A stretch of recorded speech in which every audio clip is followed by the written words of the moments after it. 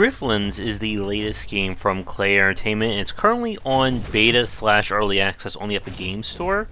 And they were kind of giving me a press kit to check this one out. And it's definitely shaping up to be yet another unique kind of genre take from the studio. But the general concept is that we are playing a deck building style RPG. And if you're a fan of Slay the Spire and some of the other ones that have came out lately, this should look very familiar to you. As with those games, you'll build a deck of attacks, powers, and whatnot that you'll use to take into combat and hopefully beat your opponent's own deck. Now, where Griftlands goes the extra mile compared to those games is that there's a far greater focus on story and kind of role-playing compared to those titles. At the start of the game, you'll choose from a character who has their own unique story, deck, and options, which right now I only have access to the one, and then you'll explore a town. And the exploration and story elements are all event-driven. You'll usually have between 1 to 3 different choices, and what you decide to do as a quest or things to focus on will lock out other elements. Now, the unique factor of the story is handled twofold. The first is that every character in Griftlands is their own named NPC. There are no random people or random things you're going to run into. And instead, characters will remember how you act to them. Whether you are more aggressive, you try to negotiate, or you kill. And this has an effect of changing how people will respond to you, and will also either provide passive benefits or debuffs, depending upon what you do. For instance, at one point I accidentally killed a friend of a bartender, and then the punishment for that is that now he hates me, and whenever I drink to recover health, I'm going to suffer more drunkenness penalties and stuff like that. And the game is pretty much designed around, as you play through it, your own personal way through it will change depending upon how you respond to these people. Another example is that by being friendly to somebody, they may decide to assist you during a fight. So instead of it just being you and maybe a NPC teammate helping you, you may actually have the people who are in the area will come to your aid. Or they may come to the enemy's aid if you piss them off, and you get the picture. You also get to upgrade cards, and unlike Slay the Spire, the upgrades can massively change the card in one of two ways. And sometimes your choices are randomized, other times it's from a set pool. But it's a clever way of you trying to build your own deck, and then use that going forward. Now, the other twist on Griftlands gameplay is that you actually have a second deck called your negotiation deck. And the negotiation deck is used to deal with people without fighting them. And this can usually help you by earning more money, get more rewards, or again, having them assist you or not help the enemy for combat. So you have a health and you have, I think it was a resolve stat. If you run out of resolve, you must go back to the bar and recover it, but you won't die if you run out of resolve. You will die if you run out of health for obvious reasons. And the negotiation is its own kind of spin on the gameplay, as you can see here. As you have to attack your opponent's arguments that take the form of kind of like a satellite pets on like the radial UI there. And the arguments can provide bonuses or help or harm the other person. And again, it has its own deck, its own cards and rarities, and it's a very crazy additional way of playing the game as opposed to just pure combat. Now, from what I played so far, there's definitely a lot to Griftlands. And as with Klei's previous titles, I'm expecting it to continue to update and change, while the fact is still on quote-unquote early access, and what you see may not represent the current version of the game. Now, the gameplay loop of kind of focusing on a longer form RPG compared to a roguelike does give it a different feel compared to other deck building-esque games we've seen this year. But in the same breath, it may hurt the game's appeal to certain audiences.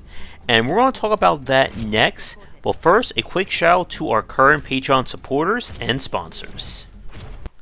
And now a quick shout out to our current Game Wisdom sponsors and Patreon supporters. Thank you so much. And if you'd like to continue this discussion on game design, be sure to check out our Discord channel, linked down below. As we just said, Griftlands definitely looks like Slay the Spire and other deck building style games. But what the focus on this long form design, I think, is going to be the hardest sell. When we were playing this on stream, a lot of people were having a hard time getting into it. And a lot of that has to do with the slower pace. When we play a game like Slay the Spire, and again, there's so many of these deck building style games out now, I'm kind of forgetting them. But when we play them, the pace is kept relatively fast. A single playthrough can be between 40 minutes to an hour, give or take. And then you're supposed to replay it again, and so on and so forth. With Griftlands here, this is more of an RPG than it is a roguelike. And that means you're going to be spending a lot more time dealing with the RNG of what quests happen or what results happen, how you're building your character, and so on and so forth. And that can be very hard for a lot of people who are looking for kind of the brisker pace of these other style games. Now, from what we've played, it can be also very awkward by the fact that you have two distinct decks here, the battle and the negotiation one. And again, it throws a lot of stuff at the player. And I'm sure as the game continues on early access, they'll probably do more in terms of onboarding and making the tutorial a little bit clearer. Now, one issue that I think the game may have, and this is, we're maybe getting a little high level design here, is that from what I played of Griftlands, it is probably one of the hardest games in terms of getting a build going, in terms of deck building. And if you don't know what we're talking about, many of the deck building style games, a big part of that is being able to design and get a build for your cards, or what kind of strategy you want. In Slay the Spire, we had kind of the anger / aggression style of the first character, poison, shiv based build of the silent, the orbs of the defect, and you get the picture. With this game, due to how the rewards are handed out, and kind of how hard it is to get new cards, and even try to build something, you're kind of working along that lines of, the island of misfit toys in terms of building your deck. And that is also compounded by the fact that you also have your negotiations to deal with. Now, one thing that you're not going to see in this footage, just because I didn't get enough of it to show, there are equipment and gear upgrades that you can find and get for quests that will allow for sometimes either upgrades or side grades to your character. And it still remains to be seen what the other two characters are going to bring to the table. Will they take place in the same city, or will it be just an entirely different experience per character? But with that said, we're going to wrap things up for our first look here. Again, with the game in beta, there's not a lot we can go too long form into right now, but I'm definitely liking what I'm seeing with Griftlands. Again, I'm a huge fan of deck building style games, and the fact that they are trying to make this a long form version does give it a little bit more legs for me. And I think ultimately this is going to be one of those titles that you're going to either love or hate because of it. But considering that Klei, I think, is still perfect for me in terms of the games I play from them, I'm definitely going to be giving this one a look-see, especially when it gets further in development, and we may try a run-through of it when it officially comes out. If you're interested in checking it out, it is Epic Games exclusive right now, and I'll try to include a link to the store page or whatever down below. But I would like to thank Klei for giving me a press key to look at this one.